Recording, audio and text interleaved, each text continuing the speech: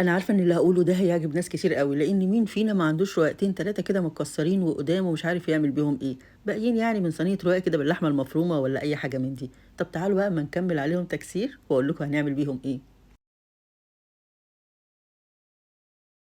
والّا أقول لكم؟ هاقول لكم من أول الفيديو أنا هاعمل إيه. هاعمل طاجن أم علي موفّر جدًا، اقتصادي جدًا، ما فيهوش أي حاجات كده يعني مش موجودة في البيت. ممكن نعمله في 10 دقايق كده للولاد، للجيران، للضيوف، لأي حاجة، تحفة. هاجيب وok أو صينية أو أي حاجة فيها طبقة غير لاصقة وعلى درجة حرارة عالية، أحط فيها معلقتين 3 من السمنة البلدي، واخدين بالكم؟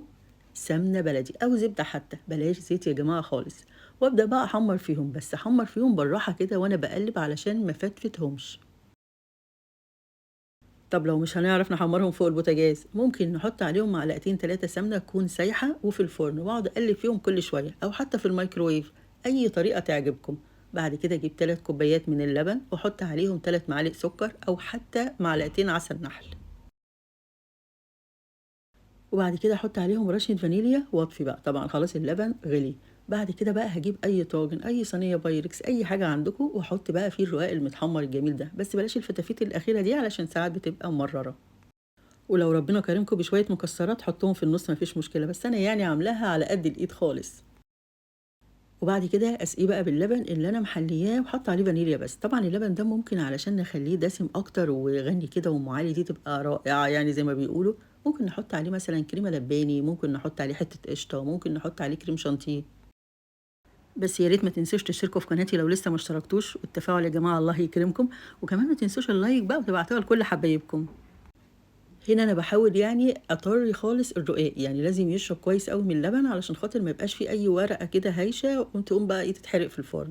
المهم هنا بقى حطيت كمان حتة قشطة كده على الوش، طب لو ما عندناش قشطة نعمل إيه؟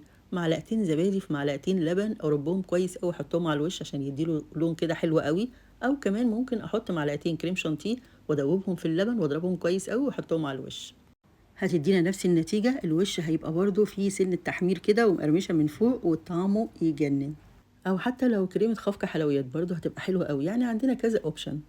وعلى الفرن على طول، عايزة أقول لكم مش هتاخد أكتر من ربع ساعة، الفرن درجة حرارته 180 عشان تخرج بالجمال ده، مش قادرة أقول لكم أم علي تحفة.